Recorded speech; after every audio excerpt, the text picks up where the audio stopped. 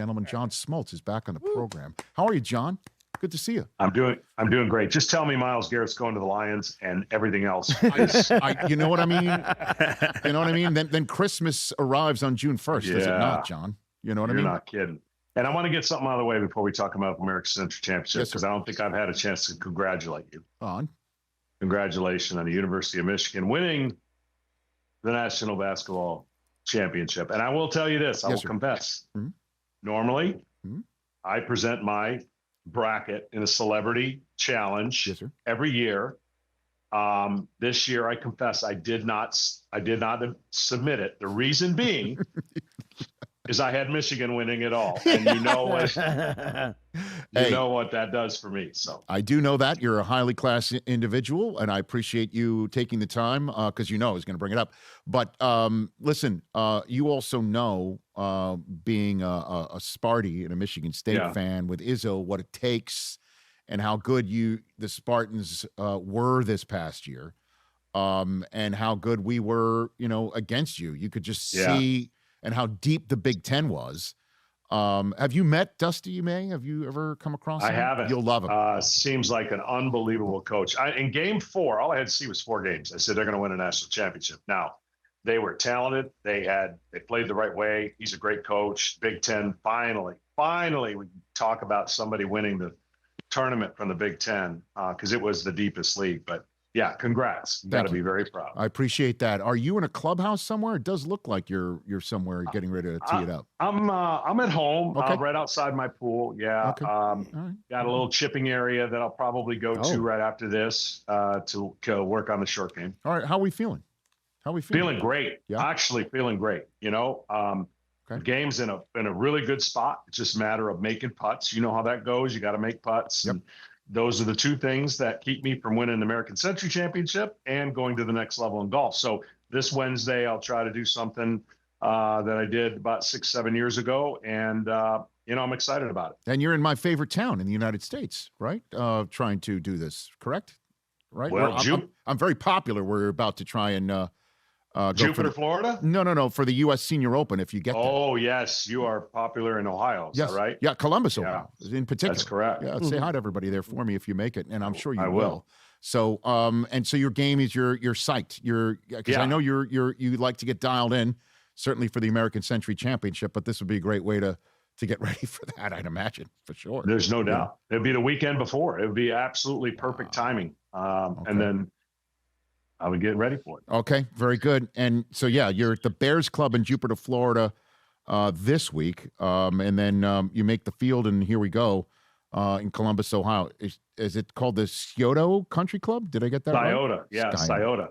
Where Jack Nicklaus grew up. Well, it's Columbus, Ohio. This makes sense. Yep. It all tracks. Before we return to the American Century Championship, I'd love to ask you what you think of this particular race in the National League for Cy Young right now, John. Yeah. It's off the charts.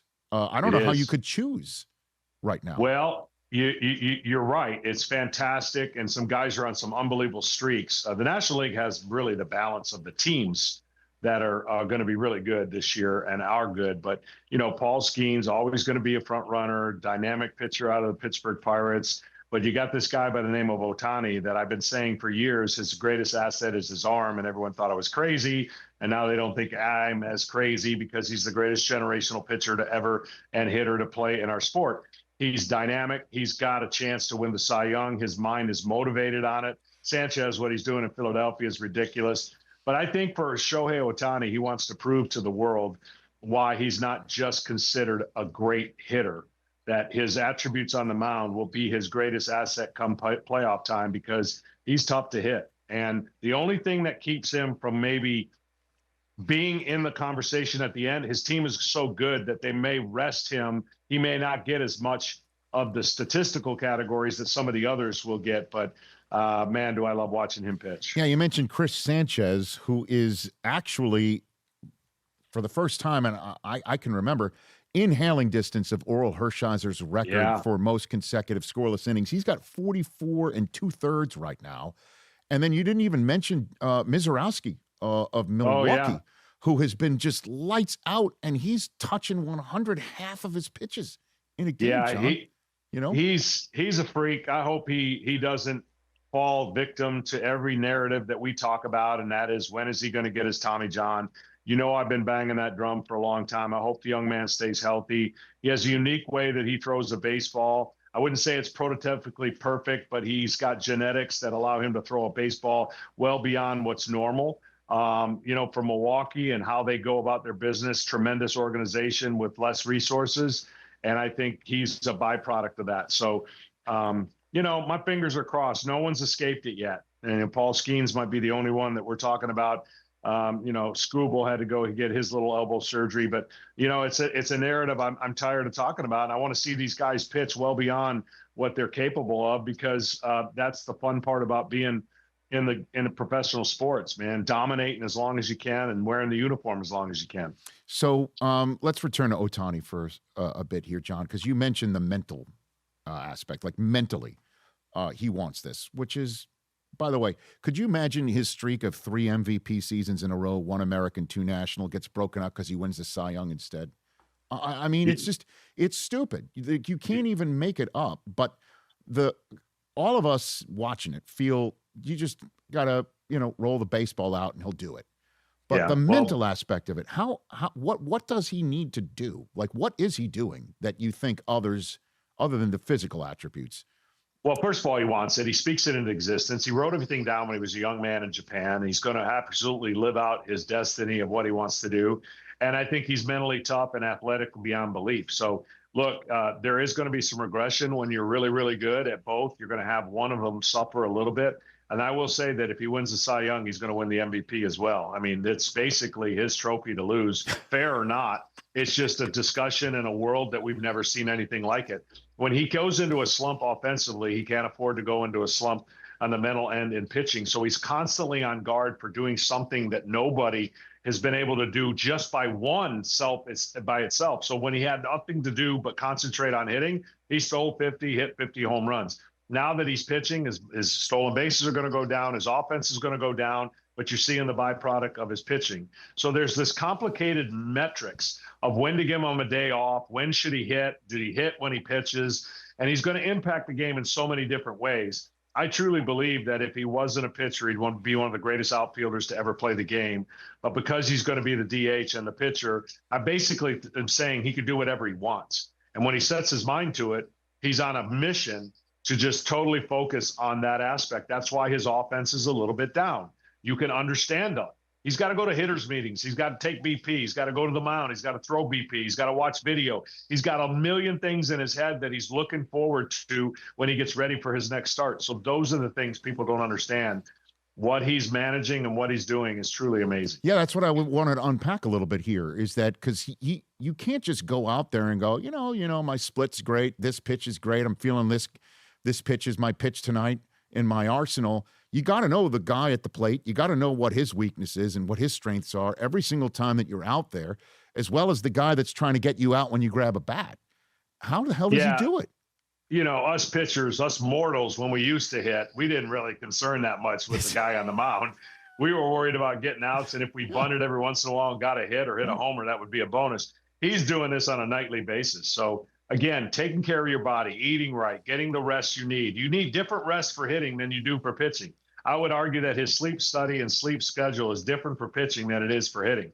And I give you an example for me, because I was a clown and you know, I was loose cannon. I didn't care much about what go on in between. I didn't need sleep for 4 days, but the day that I pitched, I slept in till about noon or 1 o'clock every day that I pitched. So that's what I needed. Imagine what he needs at a high level and the level that he's playing. That's, to me, that's what separates him as the greatest player ever. Hall of Famer John Smoltz here on the Rich Eisen Show. Who's the American League team you should be circling? Obviously, the Rays are playing terrific baseball, and the Yankees trying to keep up with them when their pitching is healthy or their bullpen isn't imploding.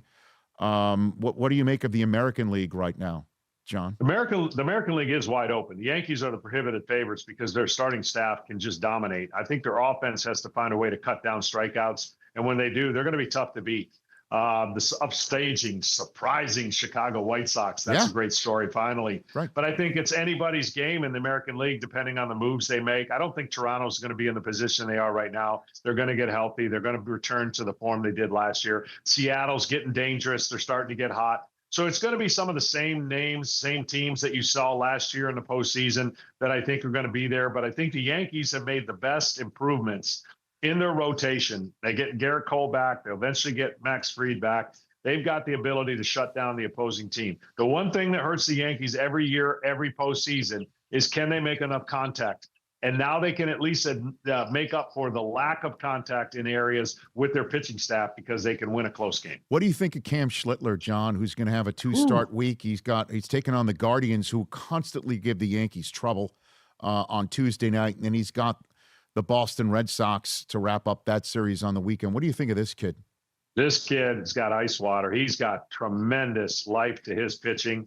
What he did last year was short of miraculous, being so young. He's fearless. And then once you click in as mentally as a pitcher and you go, I've arrived, which he may be there right now, you start thinking that this is no longer, a once in a while thing. This is every 5 days. So understanding what it takes to make it through a season is going to be key. Knowing when to push your body, when to take a break, when to get off the gas. I don't think pitchers can max effort the way they've been able to do this in a full season and get to the end of the year healthy. That's the difference. And whether they space them out or take some time, who knows? But I think the only concern I have is if you're full tilt every single time, what do you have left at the end of the season? And it's a long year. So that's something that the young players have to learn how to manage. And what they're being asked to do is not in the resume or it's not in the reward system. They want them to dominate every single time out.